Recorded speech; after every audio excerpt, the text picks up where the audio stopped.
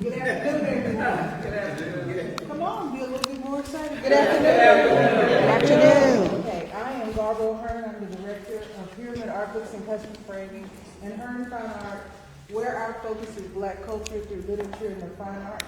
We represent local, regional, national, and international authors and artists. So you never know who you're going to see at Pyramid Art Books and Custom Framing and Hearn Fine Art. But today we're focusing on our very own Arkansas Little Rock native, Dr. Beronda Montgomery. And so we're welcoming her as she welcomes her book to Little Rock When Trees Testify. And today we have Dr. Felicia Hobbs, who is a master gardener. No one's a better person to talk to her about her book. So thank you so much for being here. Thank you. Let's give them both a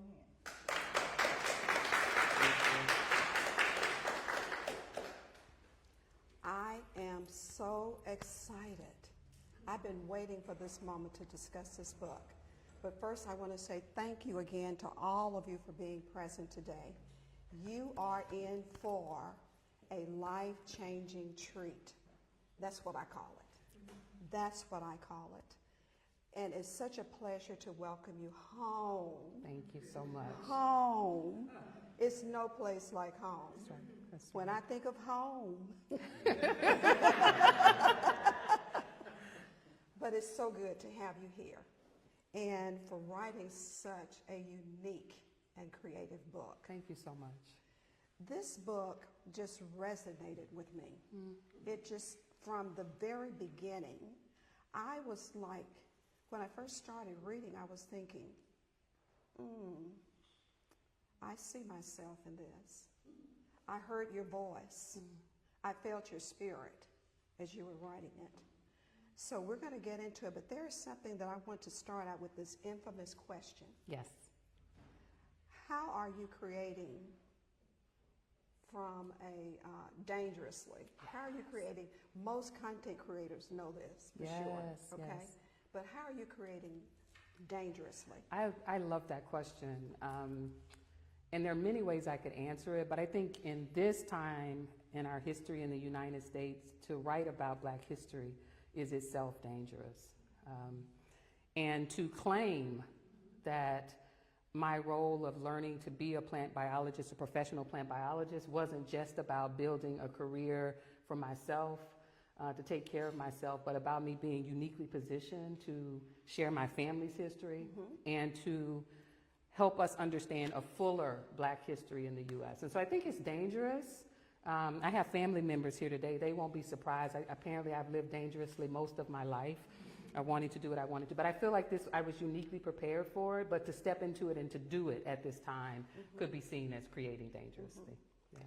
Well, happy Black History Month. Yes, as well. yes. Okay. Let me share with you just a tidbit of information about Dr. Beronda Montgomery. I have to put my glasses on for this. My son took that picture. You can tell I'm smiling naturally because the person taking the picture I Look at love. you. That's a bright smile. Beronda L. Montgomery is an award-winning plant biologist and the author of the acclaimed Lessons from Plants. She has been named one of SAIL's 100 Inspiring Black Scientists in America and was awarded the 2021 Cynthia Westcott Scientific Writing Award and the 2022 Adolph E. Gu Jr. Award for Outstanding Service to the Science of Plant Biology. She was named a Radcliffe Fellow at Harvard University 2025-26 and is a Fellow of the American Association for the Advancement of Science, the American Society of Plant Biologists, the American Society for Biochemistry and Molecular Biology, and the American Academy of Microbiology. Beronda L. Montgomery. Thank you.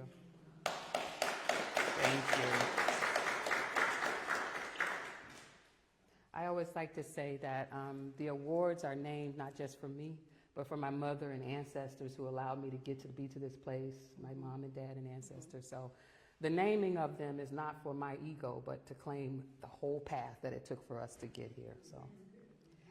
Well, today, as we dive into this book, I want you to feel comfortable enough to ask questions, and there will be a period of time to ask questions, and I'm sure that Dr. Montgomery will respond. So, are you ready to get into this? I'm ready. Okay. Ready. Thank you for being here. Oh, it's Yes. a pleasure. You know I'm excited. Yes, yes. I'm ready. All right. I know already you're a lover of plants and trees, okay? So take us back a moment. Explain the foundation and the inspiration for the book. So I can point to many moments, but there is a singular moment when I kind of knew I would write this book, and that's when I was traveling with my sister and my son. We travel together frequently and often have day events that we do, and they are both African American history buffs and wanted to go. We were in Charleston, South Carolina. They wanted to visit the site of some former plantations, and I wasn't feeling it. I tried to get out of it. I said I didn't think I was feeling well, and they was like, there was nothing wrong with you yesterday when we went to the botanical gardens. I said, I think it's gonna rain.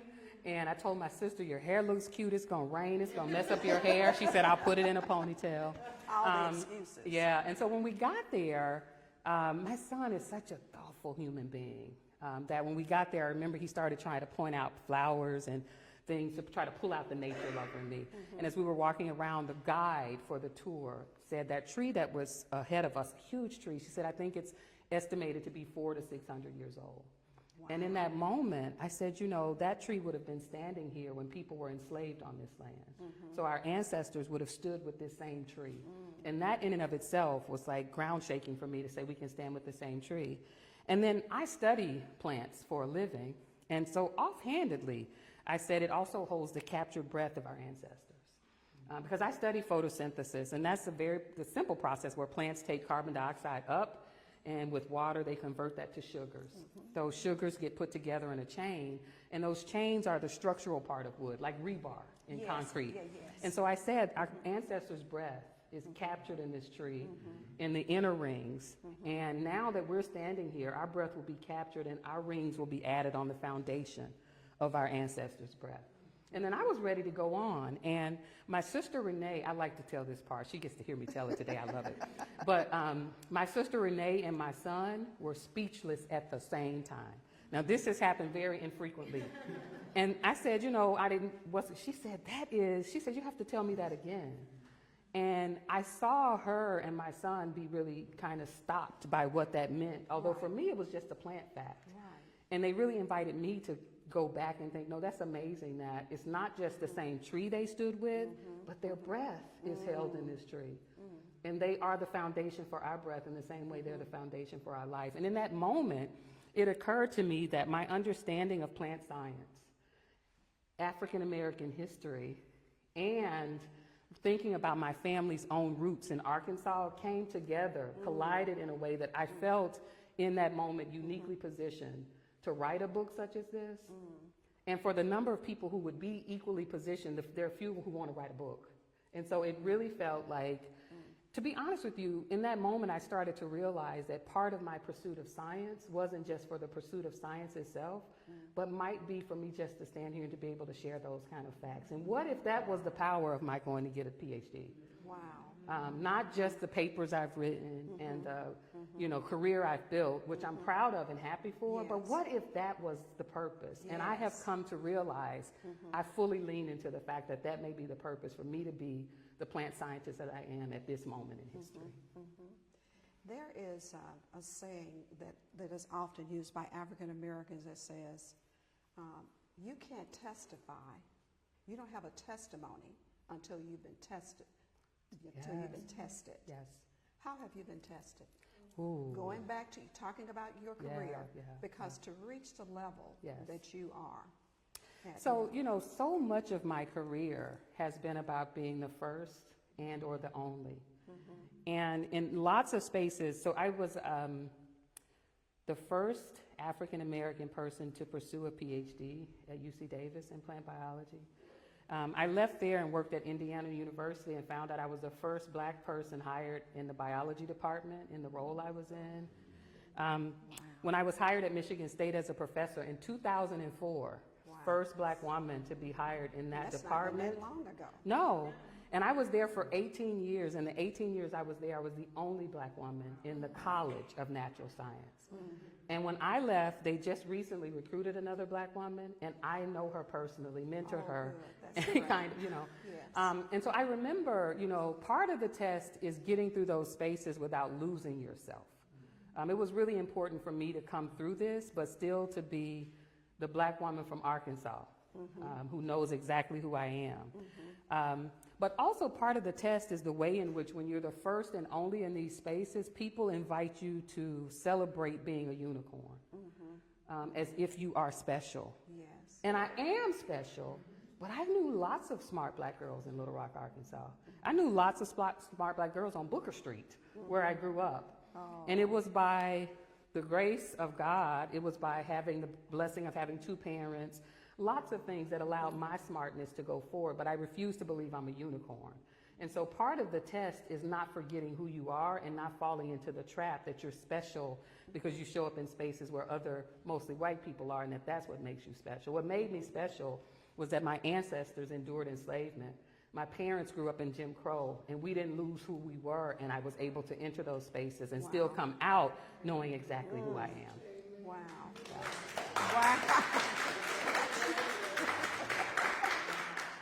That's a testimony. That is a testimony.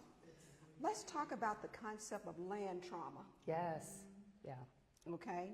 It's infused throughout the book. yes. Can you expand on that concept and how it resonates even today?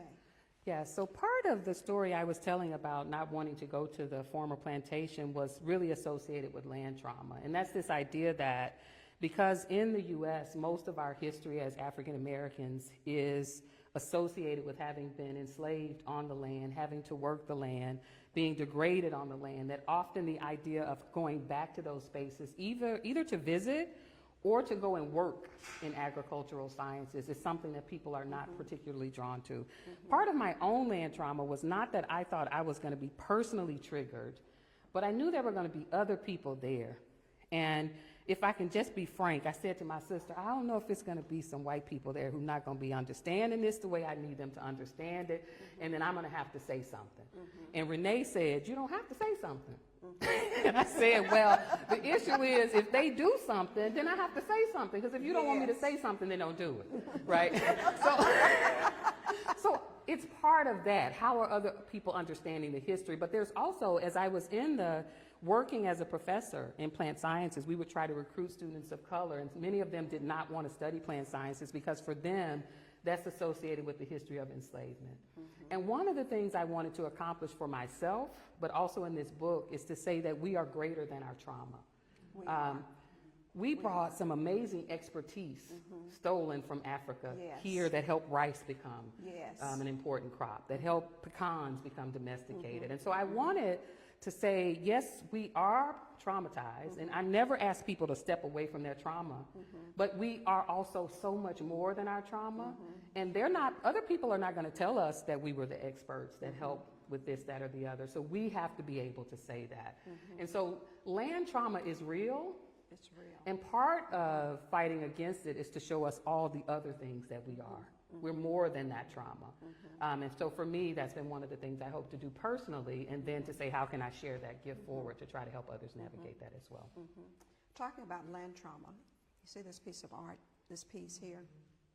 I asked Garbo to bring it in because I first saw this probably about 30 plus years ago. Okay, and I was visiting her museum and her bookstore, and when I saw this, my sister and I, both of our eyes were drawn to it at the same time. And these hands are the same hands that can that can vote now. The hands that pick cotton are the hands now that have the power in their hands to vote and make a difference. There is a trauma that is mentioned in your book that your mother experienced associated with cotton. Would you talk about that? Yeah, so my parents are both from, first of all, I have to say, my parents have one of the cutest love stories you'll ever hear, and that both my grandmothers, my maternal and paternal grandmothers, were best friends. And I think they willed 2 of their children to get married so they could be related to each other and not just best friends. And so it was my 2 parents. But they were raised in West Helena, which I now understand is Helena, West Helena. Reading about that was interesting, but that's a story for another day. And so they grew up at a time where their school year would be cut short and they would get pulled from school to work in the fields with their parents as day laborers picking cotton. And so my mom has that trauma because she should have been a professor before I was. Brilliant. That's what I feel about mine. Yes, brilliant. But, you know, every year you get excited about school and then you get pulled out to pick cotton. So this would have been in Indiana University. I had already gotten my PhD, had my first professional job, and my parents came to visit me. So I'm so proud, right, to show them my space. I remember I took them to where my office was, and my mom told me I could organize my desk a little better. But then there was a greenhouse attached to the building, and both my parents loved plants. My mom had house plants, seemed like hundreds of them. The gardens were lovely. My dad liked to do vegetable gardens. And so I knew they would love the greenhouse. And we're going through it, and they're just enjoying it. My dad saw a pineapple plant. He said that was his first time seeing a pineapple grow. He hated to be cold, so he loved the room where the cactuses were. So we're just going through having a great time. And then I see at one point my mom is completely stricken. Like her whole body changes, and she turns. And I didn't quite know what was going on. And I said, are you okay? And she pointed over her shoulder and said, I never need to see that again. And when I looked over her shoulder, there was a cotton plant that had fully bloomed and had cotton bolls on it. And my mother is very outgoing. I saw her earlier today. She's laughed. You know, she loves to laugh. And that whole day she was stricken. And so when we got home, we were having dinner with my then husband, and he says, what's going on? Your mom is quiet. And I said, we had an encounter with cotton today, and I don't know. But in that moment, to see the sight of a plant completely take her back. And I remember she was rubbing her hands. And I don't know if my siblings remember, but she used to talk about how after she worked in the cotton field, she would have scars and her hands would be. And so I just, in that moment, thought, on the one hand, cotton is a beautiful plant. I've seen it grow from seed. And the idea, you see it grow, the flowers bloom, they're beautiful. They start out white, they turn colors over and then I think it's magical that a plant can like spin up cotton fibers when you think about that. So there's this beauty, but then to physically see the trauma of what that plant, just like it took her back. That was a moment that I think I will never forget. And in fact, when I first was writing this book, I thought it was going to be all trees. And I said, I cannot write a book that's about the Black American experience and not honor how cotton has been such a huge part of that, particularly with my roots in Arkansas and this personal connection to cotton. Well, I grew up as a little girl in Louisiana. And Monroe, Louisiana, as a matter of fact. And right outside our back door was a cotton field. And oftentimes, every week, there would be a wagon that would come and pick up people to go and pick cotton. Well, my mother said that none of her children were going to pick cotton. We were going to get an education. But I had this one sister that would not stop asking about it, and she did get on that wagon. I wish you could have seen what she looked like when she got home. So my mother agreed, to permit her to do it. She said she would never, ever do that again. But we would rip and run through the cotton fields, and I remember those sticky seeds inside that. The bowl. The bowl. Yes, I remember that. But that conjured up that memory for me as I was reading your book. Another memory as associated with Louisiana in that is your first chapter on pecans. Can everybody relate? Pecans. Pecans. Some people say pecan. I grew up in Monroe, Louisiana, and we say pecans. Okay? Well, let me tell you a little snippet about pecans with us. Okay. My grandmother, Big Mama. Big Mama. Big Mama. Okay. Big Mama loved to go fishing. And out near Cheney Lake, outside of Monroe, Little Chicago, there was a grove of pecan trees.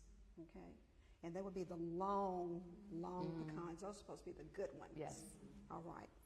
Well, we had the experience and the luxury of going to pick pecans. And of course, it was really like a plantation in many ways. It was owned by this white man that permitted us to pick the pecans. And we loved it when we would get to pick those pecans because we knew what it was going to mean. Pecan pie. Mm-hmm. Mm-hmm. Okay. You from My Louisiana, dad's- something else coming. What are you thinking about? Pralines? Oh, yes, yes, yes. Yes, yes, yes, yes. I got a My sweet grandmother tooth. was an expert at making pralines. Okay.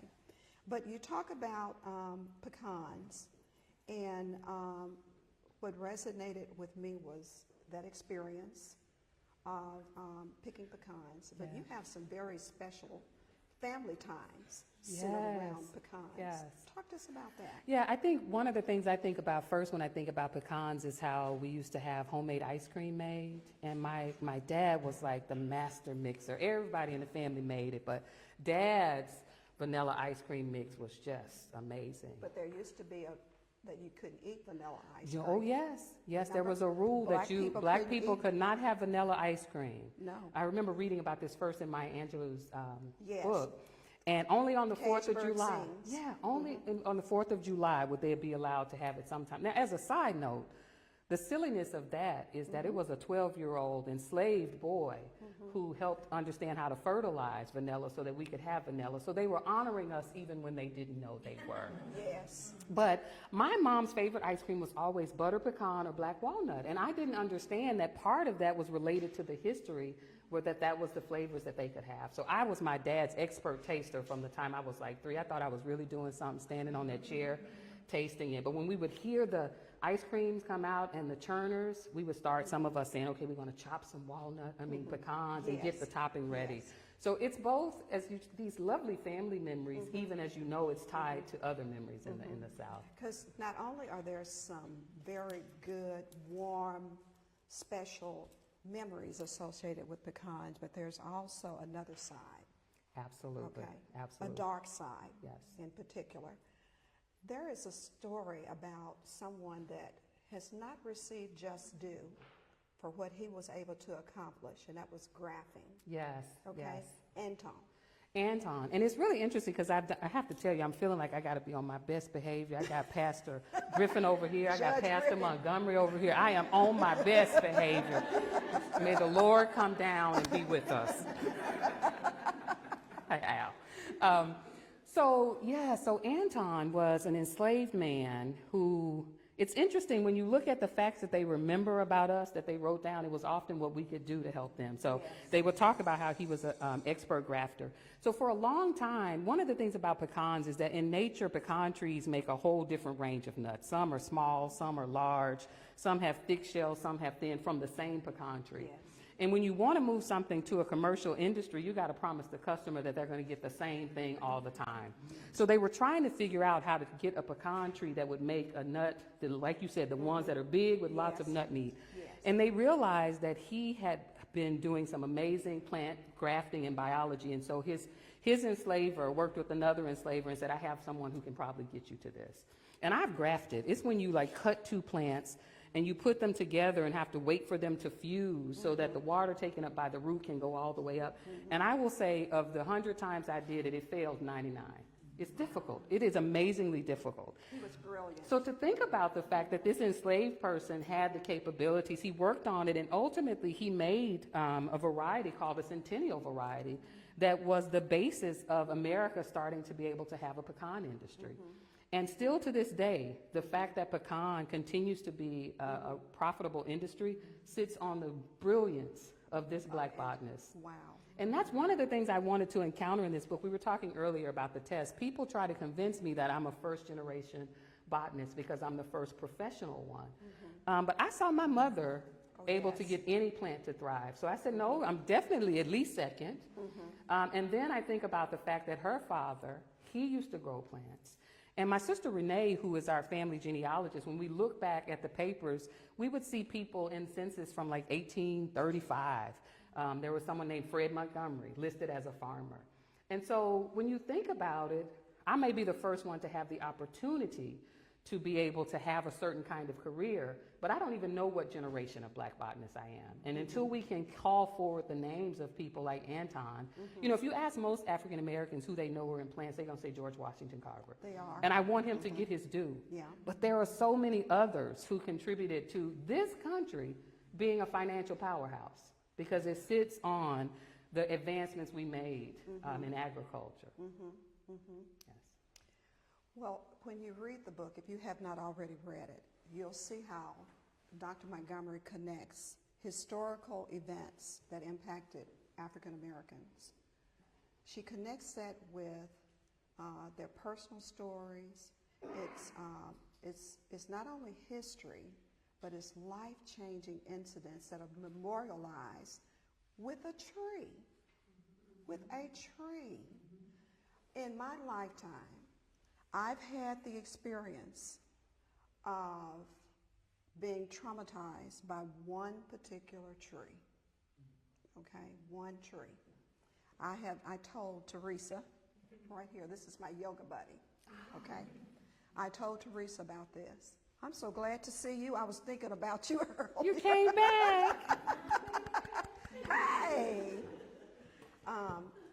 But the trauma came as a result of the neighborhood I grew up in. When we would walk to school, there's a curve in the road, and there's this huge oak tree, huge. It's called the hanging tree. The hanging tree. Everybody, and it's still standing there to this day, okay? Of course, we didn't go past that tree at night. We didn't do it. It was only during the daytime because, you know, you have this fear and, you know, and you just envision what actually occurred there. Would you talk about some of those traumas that are memorialized, associated with trees? Yes, yeah. So I think it's throughout the book in different ways, but particularly in the chapter on poplar, I talk about the presence and impact of lynching trees in the U.S. because poplar, you know, everybody knows the song Strange Fruit. Yes. Poplar, even if you can't recognize a poplar tree, sometimes people hear poplar and think about lynching because of that. And I think many of us have trees in our spaces that we would encounter. I was talking with Renee about when we used to be in the country at one of my aunt's house, we would get too far down the road and they say, you got to come back. You shouldn't go down there. And of course, then we want to go down there to see what the tree is about, Yes. right? I think when I think about lynching trees, it's interesting because we talked about how for me writing this book is kind of looking at the intersection of my plant science, African American history. And I remember I was at a space where I go for a writing retreat. And one day I was researching for this book, and I said, I wonder if lynching trees remember the weight of the strange fruit that they bore. So as a plant scientist, I will tell you that, like in the horticultural industry, if people want apple to flower, if you bend the branch, it will induce it to flower. And so the plant remembers that it was bent Isn't that amazing? and is able to change its behavior. So I started to say, do these trees remember the strange fruit that was born on them? And how did it change them? And so that's why for me now, whenever I'm with a tree or you go somewhere and someone say that was a hanging tree, it makes you stop and think about who was hung. Absolutely. Right? And so many times people think, okay, I don't want to engage with that tree because of the bad history, but I want to remember the people because it's all of that that got us to where we are. And if we can't remember the fullness of what got us here, we will repeat it. I think one of the traumas I'm having in this current moment is that we live in a country that wants to erase Black history, wants to erase the history of Japanese people in this country, and yet at the same time wants to, we're watching some of this history replay itself. So turning away from history and not remembering the strange fruit of whatever that was, of the experience, is not leading us in a good place. And so now when I'm somewhere and someone says that's a hanging tree, I feel like I need to go and stand and ask, because first of all, as we were talking about earlier, the breath of the people who were hung in that tree is probably captured in the wood. That is amazing. And so how do you not stop and say, I'm not just going to live in the trauma of this, but in some ways, because I'm descended from people who were enslaved, I have to thank people who endured trauma so that I can sit here and you can say, okay, I'm one of the inspiring so Black true. scientists in America. That is That sounds so like true. something to to celebrate, but we only get to celebrate that if we also acknowledge the trauma. You know, one of the challenges I'm having in this moment, actually, I told you I saw my mother earlier today. She's not here because she's in a memory loss journey, and being in strange places is difficult for her.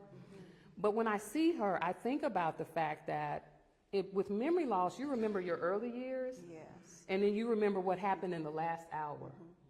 So her memory of this country is a country that's racist, that doesn't honor our full history. The few years or decades we had where we were trying to be progressive are being erased. Biology is erasing them. And so I think we have a duty for those of us who can remember to remember everything I do too. and ask who we want to be with that knowledge. The good, the bad, and the ugly. Yes, ma'am. That's Yes, for ma'am. sure. Okay. Being a retiree from the Little Rock School District. I'm aspiring to retire if anybody want to help me with that at this time. Because you just look real joyful. I want to go to yoga and be joyful. Sorry. As I was reading, you're good, you're good. I was, I can't help it, you know, because it was not mentioned in the book. Your experience in the Little Rock School District. Yes. I'm intrigued. Inquiring minds Yes. want So to it's know. mentioned in a couple of places. I think in the Mulberry chapter, I talk about an early friendship I had Yes, you did. when I was in elementary Beth. school. Was it Yes, Beth? yes. All pseudonyms. I'm not trying to. But I talk about the fact that in many ways, my siblings and I were kind of a second wave of integration. So, you know, 1957 kind of was challenged. They did things. But then by the time we came along, they started busing very prolifically again.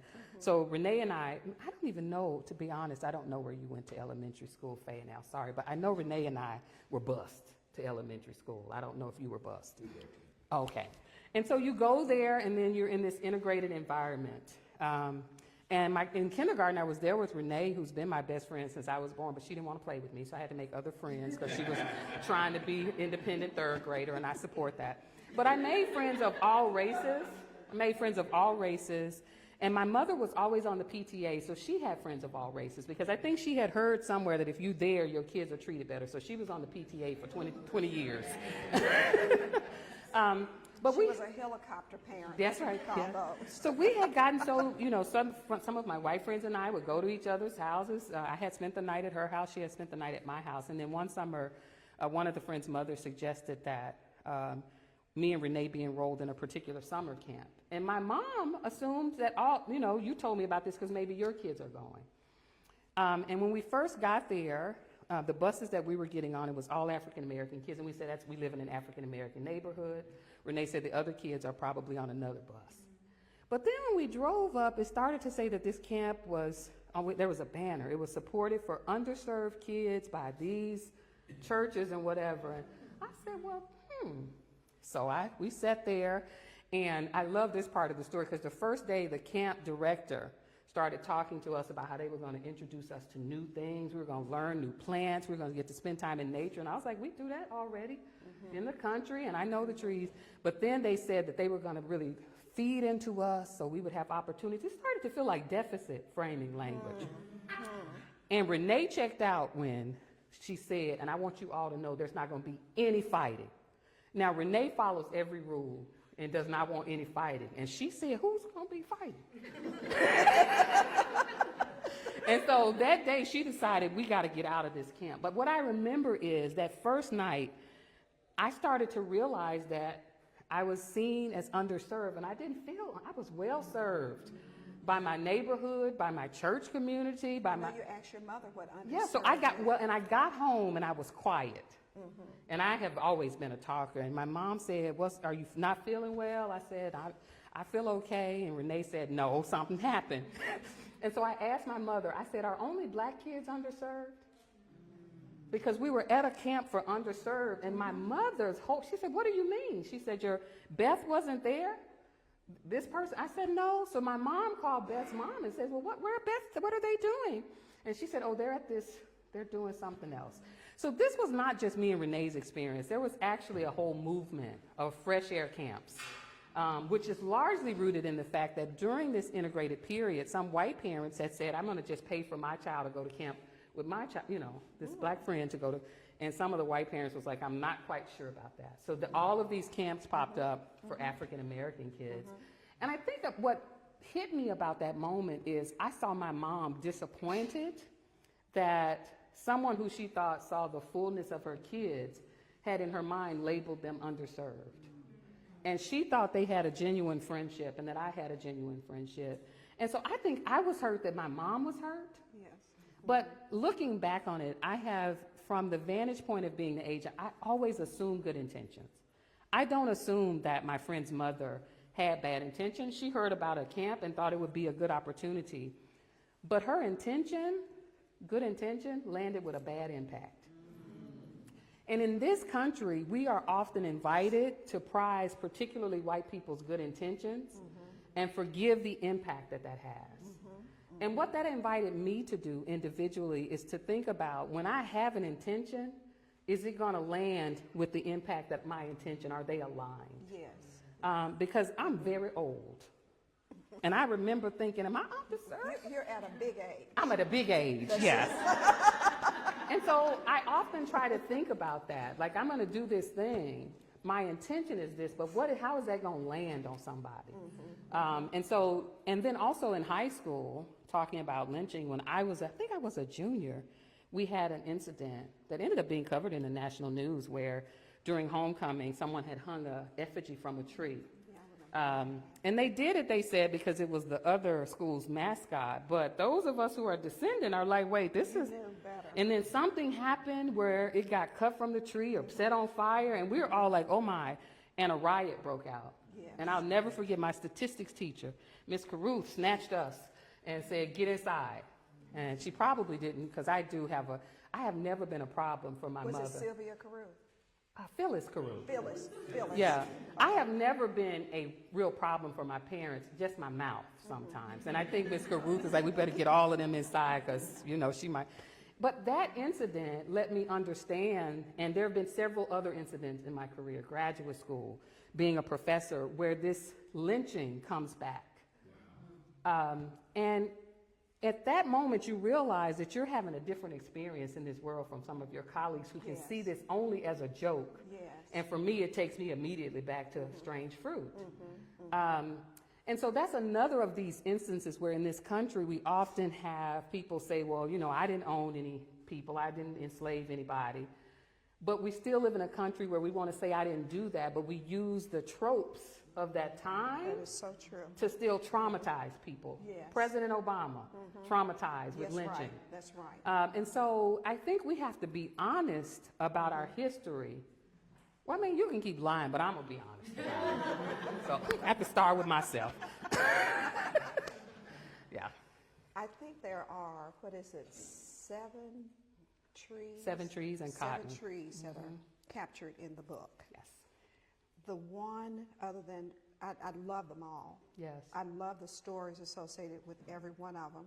And you also utilize to tell the story with historical black figures. Yes. Okay. The willow. Oh, yes. The willow tree. Yeah. Anybody know? Have you know? Are you aware? Know what a willow tree? You can recognize one when you. That was. Now that to me is a part of Louisiana as well. Willow trees.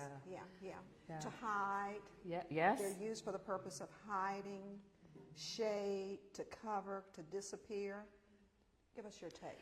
Yeah, so willow, you know, when I first wrote the book, I had a range of different species I was looking at. And if you talk to someone saying there's going to be a book about African American history and trees, they might imagine oak because it's present. They might imagine poplar. But willow became very personal very fast. And I'm so glad you're here, Judge Griffin, because that's the chapter where I got a chance to interact with some of his words. And I know it's a real privilege for you to be here because I know you're busy campaigning, and I wish you well in your campaign. He's quoted in the book. So glad that you're here. But I was living in Michigan in 2019, and I heard a news story, a national news story, that talked about a desecrated willow tree in Elaine, Arkansas. So I hear tree, I'm a plant scientist. I hear Arkansas. I said, I need to look at this story more.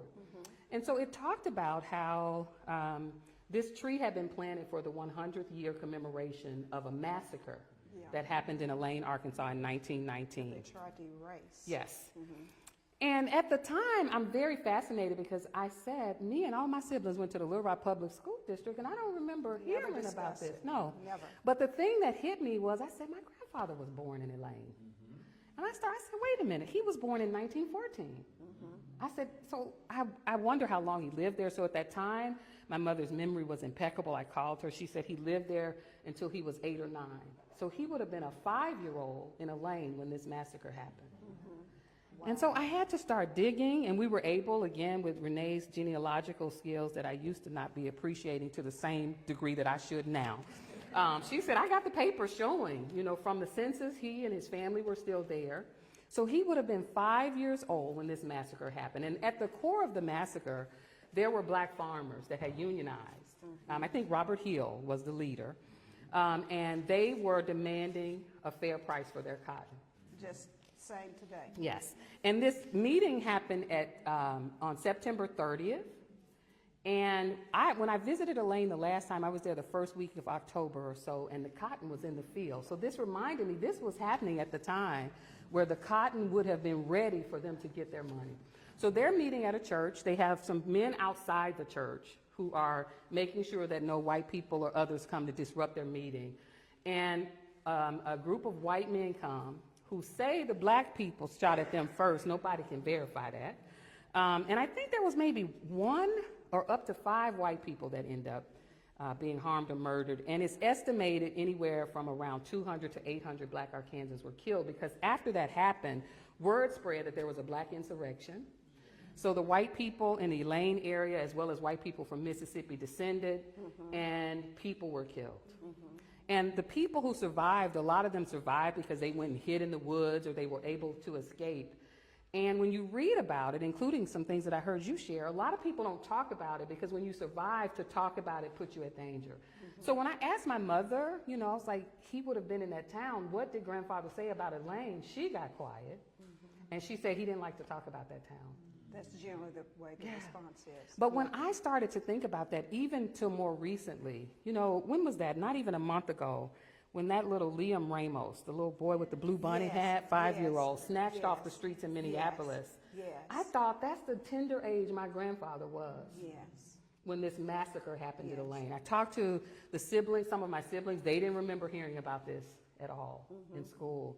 And so at that moment, that was another moment when I thought, I was prepared for this moment, to hear this story and to recognize that, first of all, there have been some people who've done some great work. I think I also cite Brian Mitchell, who's a historian who's tried to bring attention to this.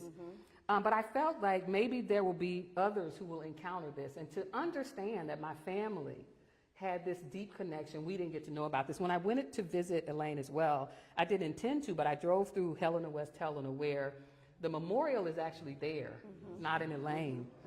And when I happened to be there, I saw, it looked like 2nd and 3rd graders on a field trip at the site. And I thought, well, there's now a chance that they will grow up with a different understanding. But the willow tree brought me to that understanding of a deep thing that happened in Arkansas, happened across towns. I mean, so much that the 1919 is known as the Red Summer. All the towns in the U.S. But to have grown up not knowing it, my grandfather was my porch sitting buddy. I used to sit on the porch with him and read. But he never mentioned. Never mentioned it. He dropped a lot of wisdom on that porch, just out of the blue. But he was a quiet and thoughtful man. And now I think, because he was a veteran, had fought in World War. And so now I think, what was he thinking about in those moments? And for us not to even know as a family that our history is tied there, and to think how many other families across the U.S. don't have the privilege of honoring their family's history. And I just think, I have to tell you, I love my work as a plant scientist. But I just think if I hadn't done that, that story on that willow tree in Elaine wouldn't have hit me like that. The other fact about that is that my grandmother, his wife, was a twin who was born in August of 1919. Wow. So though my grandfather would have likely memories of that, she was a 1-month-old nursing at the breast of a mother with stress-filled milk. And I, by chance, happened to be in Jamaica during the hurricane recently. And when I came back, I was sick for a week and a half, and the doctor said it was because I had all of this adrenaline and what that was doing to my body. And we know in biology that the stress hormones pass on to the baby. So my grandmother and her twin carried that in their body. It changes your development. And so to come from this family that was so deeply impacted by this event and to not know, we owe ourselves to understand our full history. Because to sit here in this chair is one thing, but to sit here having come from people who endured all they endured, and then I get here and you tell me to be successful, I should be a version of the white man who came before me. No, thank you. No. That's not what I was raised to do or be here for. No. Yeah. You mentioned, you talked about stress. Yes. I believe that trees experience that stress. They do experience stress. Based upon what I've read, particularly the way you explained it. So how does that manifest itself when you see a tree? Yeah, so this is actually one of my favorite times of year to see trees, which for people who love trees are like, really? And that's, I love spring. I love spring. I love autumn. But when you can see the trunk of a tree, you can see what it's experienced. So sometimes you'll see a lot of branches on one side. Something was stressful on that other side. Maybe it was near an electricity pole. You will see where there are scars. You will see sometimes where branches are bent. Yes. And all of that is telling you what they've experienced. And so I love to look at the trunk of a tree so that you can understand what the tree has experienced. Some of the trees I love most are in Charleston because there are hundreds and 100-year-old trees that you will see these bends and you just think, what did they endure at that time? The one thing I love about trees, though, I wrote an article, I want to say in 2021, about how plants recover from trauma and what we as humans can learn from that. And this was after George Floyd had been murdered, and we lied to ourselves like we were having a racial reckoning in this country, where we were just having an increased awareness for a little while. That was it. But part of our issue is that when we as humans go through trauma, we want to get immediately to the healing. I will see people on TV. Now this is where I'm going to get in trouble between these two pastors, but I encourage you to pray for me. Pray for me. When you see mothers on TV who their child has been murdered, we want them immediately to say, I forgive the person who, well, I'm still in the middle of this. Let me, sound just like and one of my the way that trees heal, if you break a branch of a tree, it's going to have an open wound for a while because it's making chemicals to keep it from being infected by bacteria, fungi. It's staying open to oxygen so that the tissues can get healthy. And it's if and only if it gets fully cleaned up that it starts to scab over. Wow. So there's a two-part. You have to acknowledge the trauma, clean yourself up from the trauma. This is where I'm going to get the pastors back on my side. Then you need ruha. You need ruha. I'm about to say amen. You need ruha. I'll pass the collection plate in a minute. You need ruha to get into oxygen. You have to have that as a part of it. And if and only if you've done that, because what they will tell you in the medical field is if you put a Band-Aid on a trauma before it's cleaned up and has oxygen, it festers. It makes things worse, and then you end up 2026 in America because we put a Band-Aid on stuff before we healed it up. So there is stress, but there's also a proper response to stress and trauma. Yes. Yes, ma'am. Yes. That's amazing, isn't it? Yes. That is amazing. I'm telling you, this is a book that is so well worth your read, your time, because it opens your eyes to so much. We're getting close. Okay. To a closure, but there are a couple other things I want to, because we want to have time for the audience to ask questions. Okay. My final question. Well, no, I have to ask one in particular. Okay. Okay. I think I'll do that one first. You know how much I love gardening. Yes, ma'am. Tell me about yours. What do you do? Okay. Plant So collecting. I have to tell you, I had my own trauma. So I love to grow flowers. I love flowering plants outside. I love houseplants. I didn't grow up loving houseplants, maybe because we had to water them and do all that with my mom, but I love that. And in Michigan, I was in Michigan for 18 years, and the last house I was in, I was there for 12 years. So I had gotten outside the way I wanted it to be. And then I moved for a new job in 2022, and I didn't even garden or grow any plants for a year. I realized that I was having trauma of myself of having left the thing I had cultivated, because my dad passed in 2019. And at that house in Michigan, I had planted bulbs and watered them with my tears. And so, leaving all of that, in Michigan, we had planted a tree for my son when he was 1. So it took me a while. I slowly got back into house plants.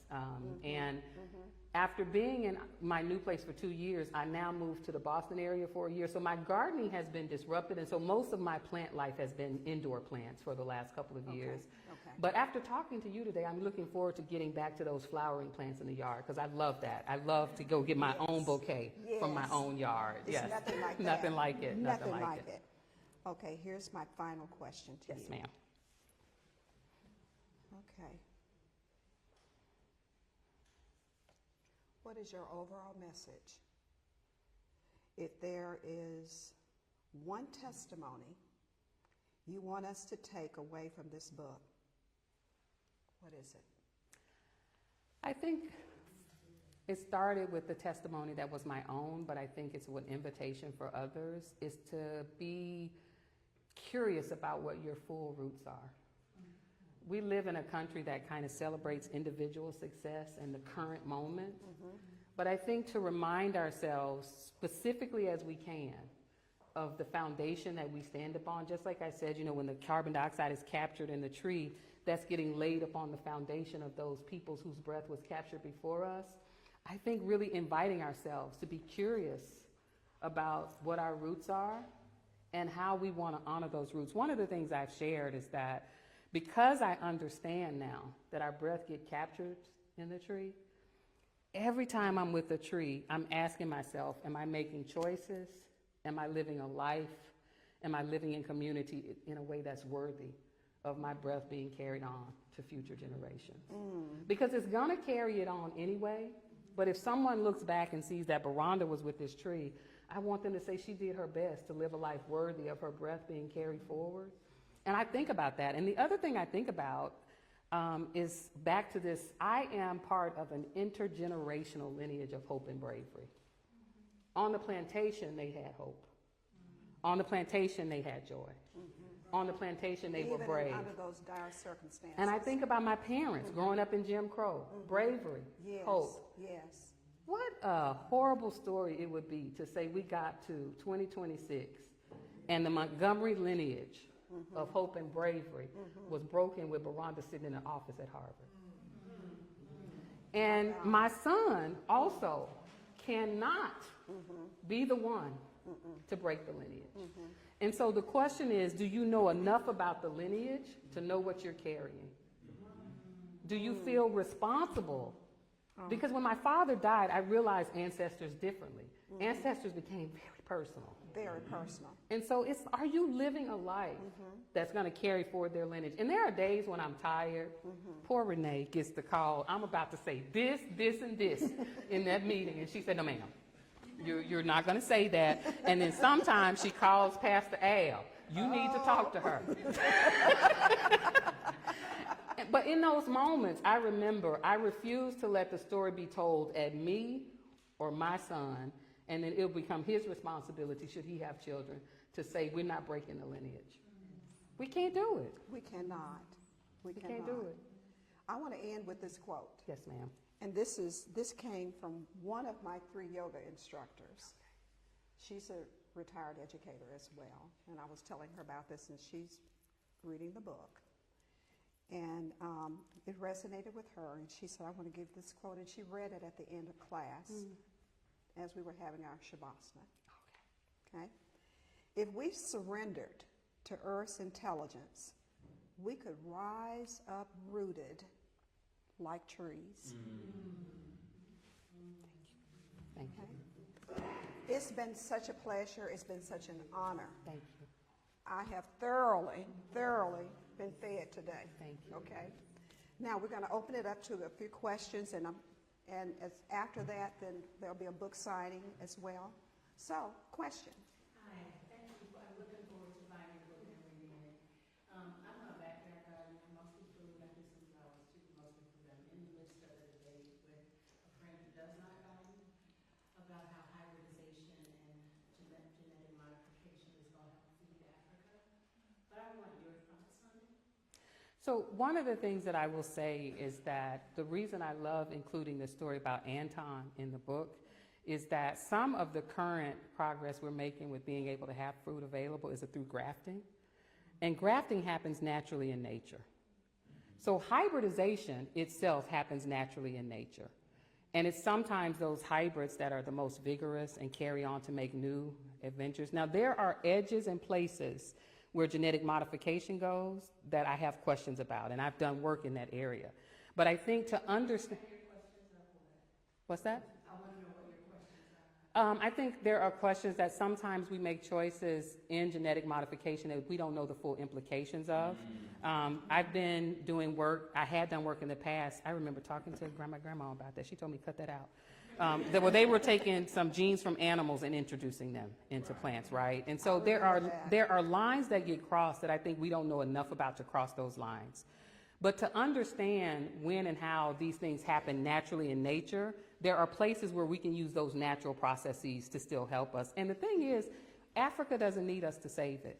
Say that. Africa needs us to understand what they've been doing for years to grow things and feed things and get things to go. And then we went there, China and Europe and other places, and put in roads and other things that disrupted the natural processes. So I think we need to understand that there are lots of things that happen in nature that they already knew. Anton knew that because some of his ancestors saw this in nature in Africa. And he said, I think I can get it done. So I think there's a lot of conversations we need to have there that would allow us to appreciate what happens in nature, to trust people, to understand how to take care of themselves, and to not assume, she writes for the New York Times. Her name is Tressie McMillan Cotton. She's like a public sociologist.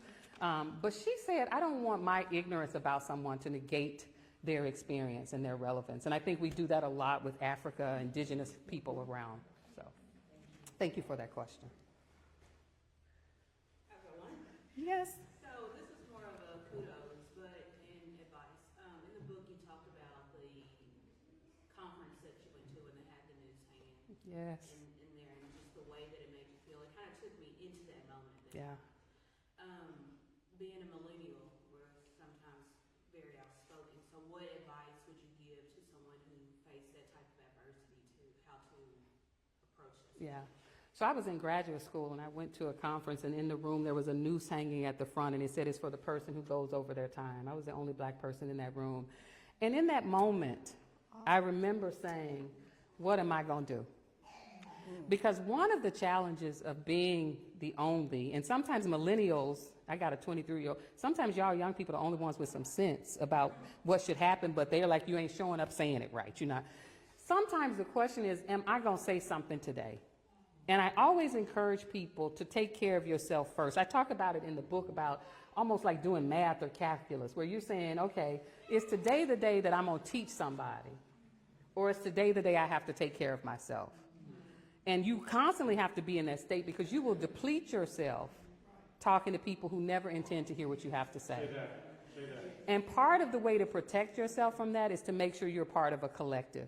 Because what happened that day is it was actually a white Australian or New Zealand man who said, Beronda's not acting like herself. And he came up to me and said, what's going on? I said, I can't concentrate because of this noose. And he said, can I say something? And so part of whenever I talk to young people, I say, I'm the main one speaking up, getting in good trouble all the time. Mm-hmm. But part of that is knowing that you have to be a part of a collective, because you can't be the one speaking up every day. But if you're walking with the right people, tomorrow Dr. Bell Hobbs will speak up. She'll say, you sit this one out. So you have to constantly cultivate a group of people who understand what you're thinking and can help both take care of you, but y'all are stepping in when you can. But sometimes it's just like, look, they've been doing this for 50 years. What I say today is going to get me very stressed out, so I'm not going to say it. And you have to give yourself grace for that, too, that sometimes you have to prioritize yourself, because you got to survive and show up to be able to have impact. I mean, I usually say something, but I try to. Yes, ma'am. So I don't have a question. Okay. I just simply want to express my appreciation. And it begins with, this book is a romance novel, okay? It is a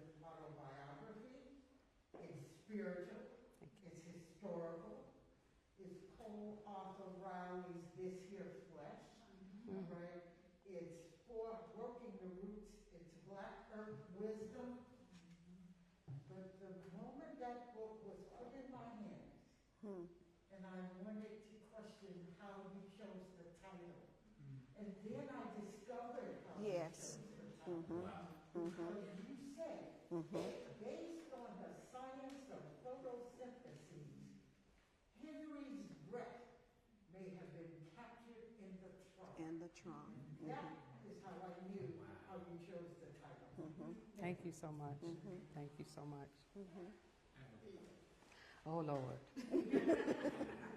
No, you know I'm slow, but I'm wondering now by you talking, because this is amazing to me even as your brother.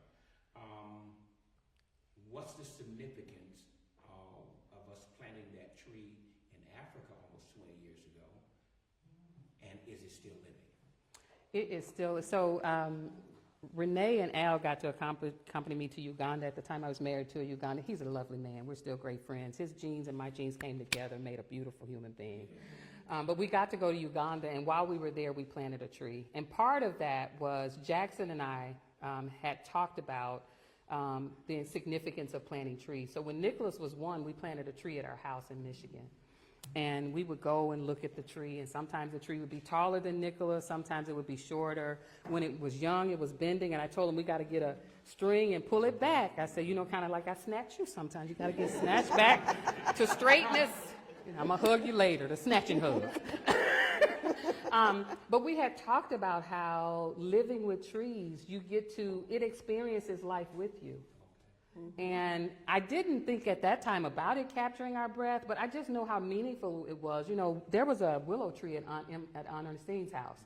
And when I look back to times in our life, for me, there were trees that were a part of that. And so we wanted to plant a tree so that when people came, they might say, who planted this tree? And your name and Renee's name are still spoken in that little village of Uganda. Yes. Oh, yes. that's special. Very special. Yes, ma'am.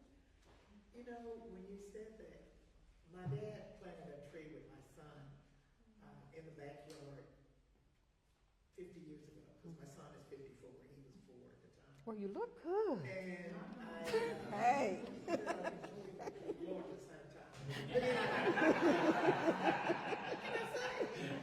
But when you said that, I thought about my parents, because my husband and I bought the property for my family. And I thought about my parents and how they took care of that tree. It is humongous. Y'all pray for us that it never comes down, because it is just humongous. When you drive by our home, you see this big, huge tree. What kind is it? It's oak. Okay.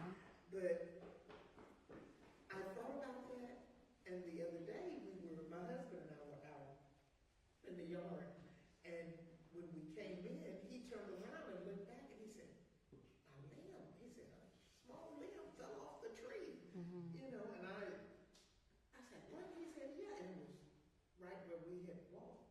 And I said, what is the tree telling us? Something that should be alerting us to it. Ironically, and now I'm listening to you, I can't wait to finish the book. Thank you so much. Thank you. Thank you. Anyone else? Oh, yes. I have not read your book, but I'm intrigued by it. And particularly I'm intrigued by it because of its connection to Africa and trees and my knowledge of the plight of Palestinian people Yes. and the olive trees across Palestine. Because it is now a practice for settlers to go and destroy or maim olive groves. Yes. I didn't know that. When Wow. I went to Palestine in 2015, I visited with an elder who had had his olive grove attacked by settlers who, in the process, blinded him. And so I had a photograph of him blinded. Wow. And part of his olive grove wounded. I think about this and I wonder whether or not the concern you've expressed today, and I'll read your book, reflects the woundedness of indigenous people and their habitats across the world by colonizers who disrespect not only the people but disrespect the earth Yes. and the fauna that sustains us. And I'll end with this. We religious people know that we talk about earth and trees. And in our oldest story, we learn that even the ground hears and receives the blood. Yes. And so, thank you for writing this. The wisdom you've talked about in this. I look forward to reading it, and it'll probably find its way into a sermon too.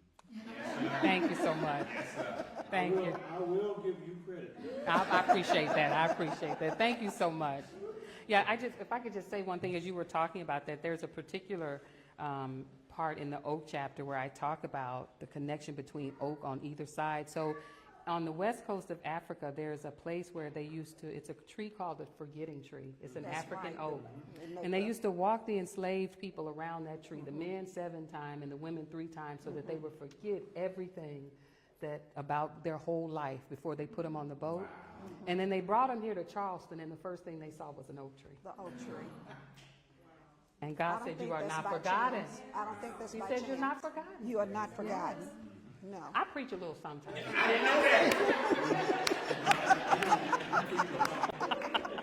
don't have a license. We can have secretary license right now. Thank you so much. Thank you, Garbo. Thank you. Are there any other questions?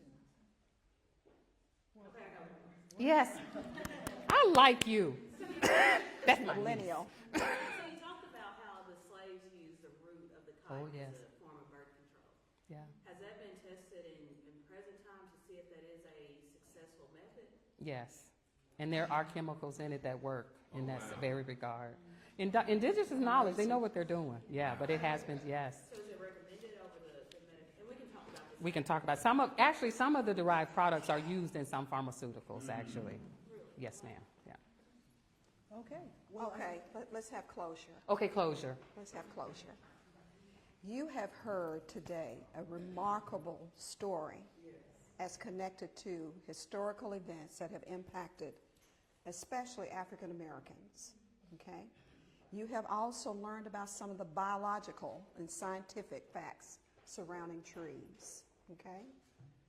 Now, I believe that it is our charge to go out and tell the story, to tell the stories.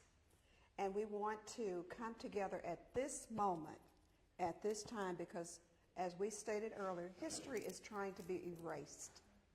And we have an obligation to learn, to know our history. You helped us tremendously. Tremendously. And for that, I am grateful. Thank you so much. And I am thankful. So let's give Dr. Beronda Montgomery a big round of applause. Oh, thank you.